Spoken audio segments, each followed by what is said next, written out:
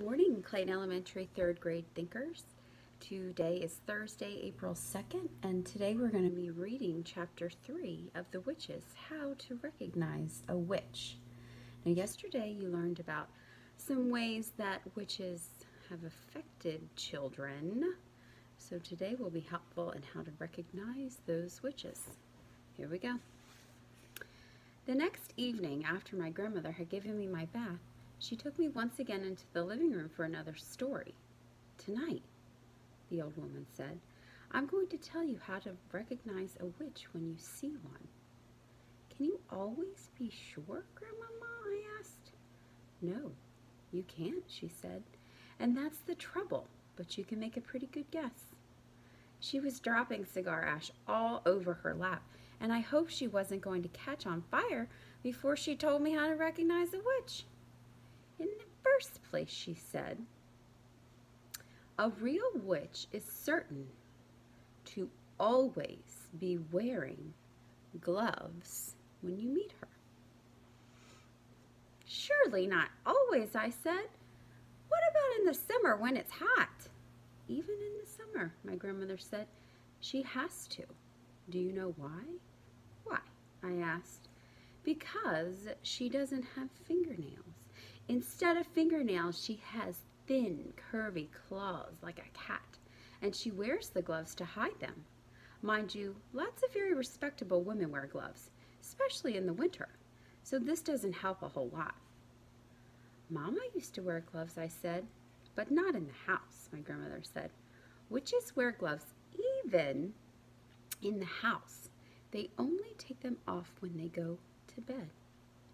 "How do you know all this, Grandmama?" "Don't interrupt," she said. "Just take it all in. The second thing to remember is a real witch is always bald." "Bald?" I said. "Bald as a boiled egg," my grandmother said. I was shocked. There was something indecent about a bald woman. "Why are they bald, Grandmama?" "Don't ask me," she snapped, "but you can take it from me that not a single hair grows on a witch's head." "Ugh, how horrid!" "It's disgusting," my grandmother said. "If she's bald, she'll be so easy to spot," I said. "Oh, not at all," my grandmother said. "A real witch always wears a wig to hide her baldness. She wears a wig that is first class, and it is almost impossible to tell a really first-class wig from just ordinary hair, unless you give it a pull, of course, to see if it comes off." "Then that's what I'll have to do," I said. "Don't be foolish," my grandmother said. "You can't go around pulling the hair of every lady you meet, even if she is wearing gloves. Just you try it and you see what happens." "Well, that doesn't help much either," I said. "None of these things are any good if they're on their own," my grandmother said. "It's only when you put them all together that they begin to make a little sense. Mind you," my grandmother went on, "these wigs do cause a rather serious problem for the witches." "What problem, Grandmama?" "They make the scalp itch most terribly," she said. "You see, when an actress wears a wig, or if you or I wear a wig, we would be putting it over our own hair, but a witch has to put it straight onto her naked scalp, and the underneath of a wig is always very rough and scratchy. It sets a frightful itch on the bald scalp. It causes nasty sores on the head." Oh, sorry, guys. "Wig rash," witches call it, and it itches. "All right, what are the other things on how to recognize a witch?" I asked. "Look for the nose holes," my grandmother said. "Witches have slightly larger nose holes than ordinary people. The rim of each nose hole is pink and curvy, like the rim of a certain kind of seashell." "Why do they have such big nose holes?" I asked. "For smelling with," my grandmother said. "A real witch has the most amazing powers of smell. She can actually smell out a child who is standing on the other side of a street on a pitch black night." "She couldn't smell me," I said. I've just had a bath. Oh, yes, she could, my grandmother said. The cleaner you happen to be, the more smelly you are to a witch. That can't be true, I said. An absolutely clean child gives off the most ghastly stench to a witch, my grandmother said. The dirtier you are, the less you smell. But that doesn't make sense, Grandmama. Oh, yes, it does, my grandmother said. It isn't the dirt that the witch is smelling. It is you. The smell that drives a witch mad actually comes right out of your own skin. It comes oozing out of your skin waves. And these waves, stink waves, the witches call them, go floating through the air and hit the witch right smack in her nostrils. They send her reeling. Now, wait a minute, Grandmama. Don't interrupt, she said. The point is this. When you haven't washed for a week and your skin is all covered with dirt, then quite obviously the stink waves cannot come oozing out nearly so strongly. Oh, well then I shall never have a bath again, I said. Just don't have one too often, my grandmother said. Once a month is quite enough for a sensible child. It was at moments like these that I loved my grandmother more than ever. Grandmama, I said, if it's a dark night, how can a witch smell the difference between a child and a grown-up? Because grown-ups don't give out stink waves, she said. Only children do that. But I don't really give out stink waves, do I said. I'm not giving them out at this moment, am I? No, to me you aren't, my grandmother said. To me you smell like raspberries and cream. But to a witch you would smell absolutely disgusting. What would I smell of, I asked. Dog's droppings, my grandmother said. Oh, I reeled. Dog's droppings? I cried. I'm not smelling of dog's droppings. I don't believe it. I won't believe it. What's more, my grandmother said, speaking with a touch of relish, to a witch you'd be smelling of fresh dog's droppings. That's simply not true, I cried. I know I don't smell of dog's droppings, stale or fresh. There's no point in arguing about it, my grandmother said. It's a fact of life. I was outraged. I simply couldn't bring myself to believe what my grandmother was telling me. So if you see a woman holding her nose as she passes you in the street, she went on, that woman could easily be a witch. I decided to change the subject. Tell me what else to look for in a witch, I said. The eyes, my grandmother said. Look carefully at the eyes, because the eyes of a real witch are different from yours and mine. Look in the middle of each eye where there's normally a little black dot. If she is a witch, the black dot will keep changing color, and you will see fire and you will see ice dancing right in the very center of the colored dot. It will send shivers running down your skin. My grandmother leaned back in her chair and sucked away contentedly at her foul black cigar. I squatted on the floor, staring up at her, fascinated. She was not smiling. She looked deadly serious.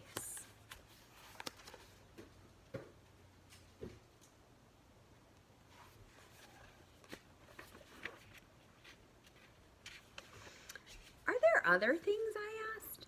Of course there are other things, my grandmother said. You don't seem to understand that witches are not actually women at all. They look like women, they talk like women, and they are able to act like women, but in actual fact, they are totally different animals. They are demons in a human shape. That is why they have claws and bald heads and weird noses and peculiar eyes, all of which they have to conceal as best they can from the rest of the world. What else is different about them, Grandmama? The feet, she said. Witches never have toes. No toes, I cried. Then what do they have? They just have feet, my grandmother said. They have square ends with no toes on them at all. Hold on one second, guys. I got a little itch.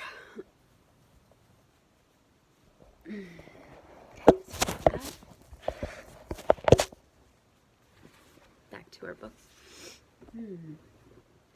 Does that make it difficult to walk, I asked. Oh, not at all. But it does give a problem with their shoes. All ladies like to wear small, rather pointed shoes, but a witch whose feet are very wide and square at the ends has the most awful job squeezing her feet into those neat little pointed shoes. Why doesn't she wear wide, comfy shoes with square ends? I asked. She dare not, my grandmother said. Just as she hides her baldness with a wig, she must also hide her ugly witch's feet by squeezing them into pretty shoes. Oh, I know some people who love good shoes. Isn't that terribly uncomfortable? I said. Extremely uncomfortable, my grandmother said, but she has to put up with it. If she's wearing ordinary shoes, it won't help me to recognize her, will it, Grandmama? I'm afraid it won't, my grandmother said. You might possibly see her limping very slightly, but only if you're watching very closely. Are those the only differences then, Grandmama? There's one more, my grandmother said. Just one more. What is it, Grandmama? Their spit is blue. Blue, I cried, not blue. Their spit can't be blue. Blue as a blueberry, she said. You don't mean it, Grandmama. Nobody can have blue spit. Oh, witches can, she said. Is it like ink, I asked. Exactly. They even use it to write with. They use those old-fashioned pens. They have nibs, and they simply lick the nib. Can you notice the blue spit, Grandmama? If a witch was talking to me, would I be able to notice it? Only if you looked very carefully, she said. If you looked very carefully, you would probably see a light bluish tinge on her teeth, but it doesn't show that much. And here's the witch licking the pen to write with.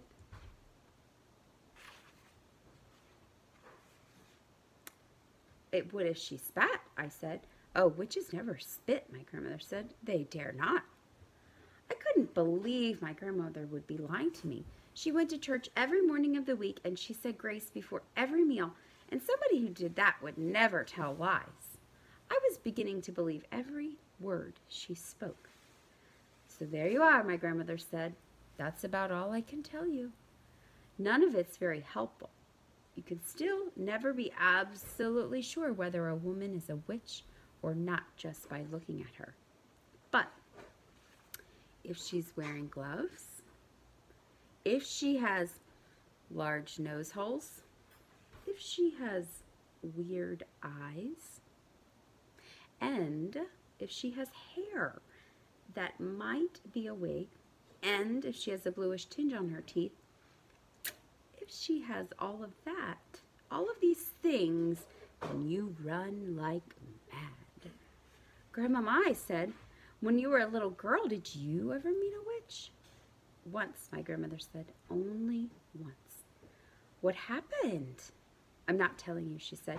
It would frighten you out of your skin and give you bad dreams. Please tell me, Grandmama, I begged. No, she said. Certain things are too horrible to talk about. Does it have something to do with your missing thumb? I asked. Suddenly, her old wrinkled lips shut tight as a pair of tongs, and the hand that held her cigar, which didn't have a thumb on it, began to quiver slightly. I waited. She didn't look at me. She didn't even speak. All of a sudden, she had shut herself off completely, and the conversation finished. Good night, Grandmama, I said, rising from the floor and kissing her on the cheek. She didn't move. I crept out of the room and I went to my bedroom. And that is the end of chapter 3. All right, tomorrow is Fun Friday, so we'll see what choice is in store for you. And then Monday we'll get back to our chapter book, and we'll be reading The Grand High Witch. So until tomorrow, have a great evening and day. Bye-bye.